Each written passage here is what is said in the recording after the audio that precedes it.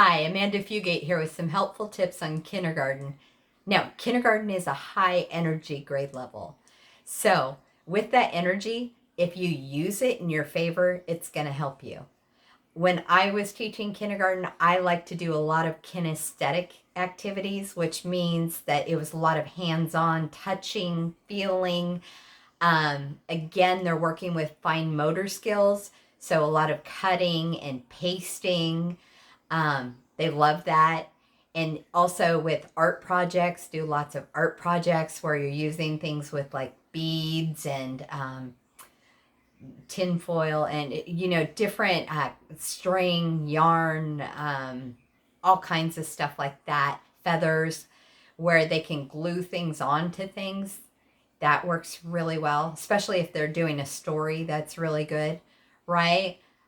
Breaks, make sure that they take plenty of breaks. Depending on what you're trying to get accomplished, if you want them energized more, you might put on a video where they get to work out or jump up and down, right? Or you might use, if you have multiple kids, have one child leading the group and the kids follow the activity and they do it. And then you have another child lead. They love that. They love playing teacher, right? So use that in your favor. If you want to calm them down, a great activity is yoga. I included on the main page monkey yoga. I love that for kindergarten. I will include it on this page also.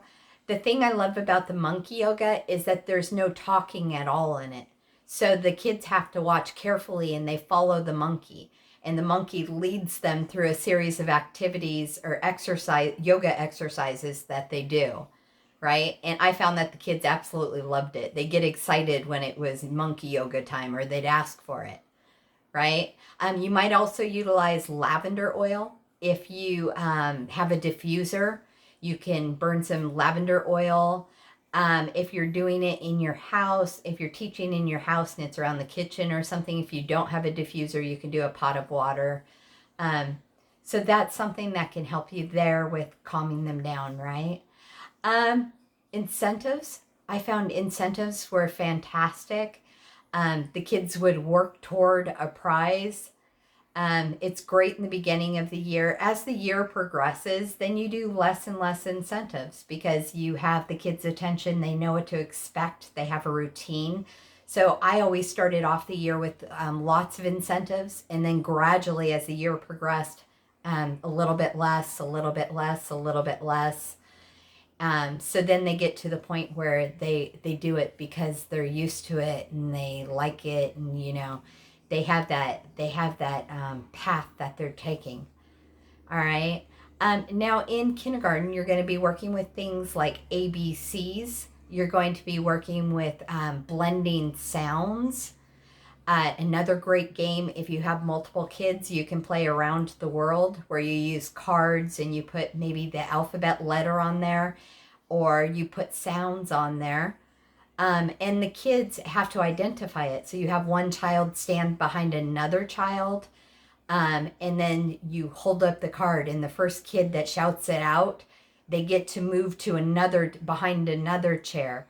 And then whoever wins that round moves behind another chair. So it's called Around the World because they keep going around and around, and you use those cards. Again, you're making learning fun, and that is the key to learning, is that you want it to be fun, right? So find games, find incentives, things that you can use that are going to keep the kids engaged, that again are going to make it super fun, right? Art activities. Art is great with kindergarten. Like I mentioned before, you might use things like beads, feathers, all kinds of stuff, right? Paper mache, different activities where, again, they get a touch and they get a feel. That's going to be in your benefit to work with stuff like that. Playtime. Playtime, you might be using centers. You can also use centers with learning. Generally, I didn't use them in kindergarten. I used them with as the grades got a little bit higher. But centers, as far as maybe an art center, where they use that for choice time. So if they do, when they do a good job, you say, if you do a good job, you're going to be the first one that gets to pick what center you want to go into. And it might be, again, an art center where they get to color. It might be where Legos, where they get to go play with Legos. It might be reading, where they get to read. Some kids love to read, believe it or not, which is great. That's what you're aiming for. Um, a center with lots of picture books where they get to look at the pictures, right? Even if they aren't able to read the words yet, they can look at the pictures and make sure they're nice, colorful books. That's going to help you. Dress up. They love dress up. So if you have some old clothes, things that they get to dress up in, that's really exciting for them. So again, use that in your favor if you're working with multiple kids, so that the ones that do really, really good, they get to pick first. So that incentivizes the other ones to try to work a little bit more consistently to get to be the first one that gets picked, right? To get to choose, because you only have so many kids in each group or each center, right? Fidgets are great. If you have a kid that's really high energy and they have trouble focusing, a lot of times they just need something to play with in their hand.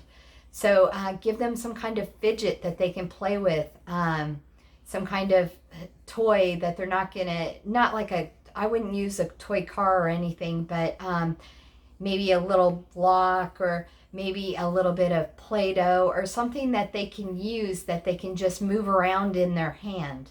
Okay, that's going to help them to focus.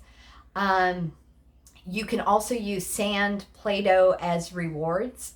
So if you have a child that's having difficulty like staying on task or staying focused, maybe you tell them, you set a timer. Timers are great with it when they can visually see it, right? So you set a timer. You say, okay, we're going to do 10 minutes of work, and after that 10 minutes, if you can do that 10 minutes of work, then we're going to set the timer for 5 or 10 minutes, and you get to play with Play-Doh, or you get to play with sand, right? And then when the timer goes off, then you come back, you do 10 minutes more of work, then you go back and you get 10 minutes more.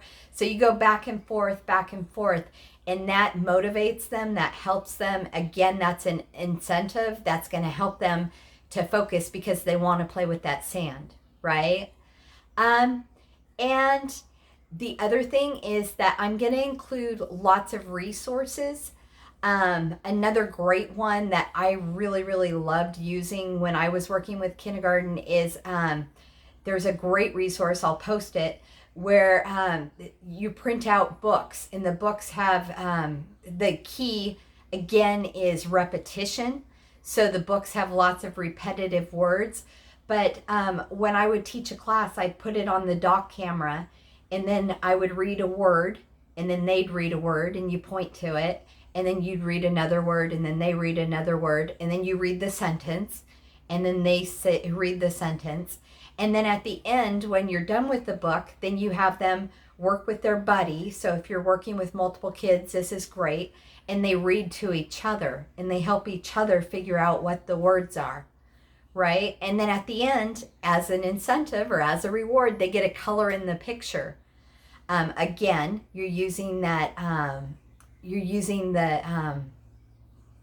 the incentives to and the fine motor skills of coloring. So you're using all those things that are going to help you, that are going to help structure what you're working with them on, right? So again, I'll include several resources on this page.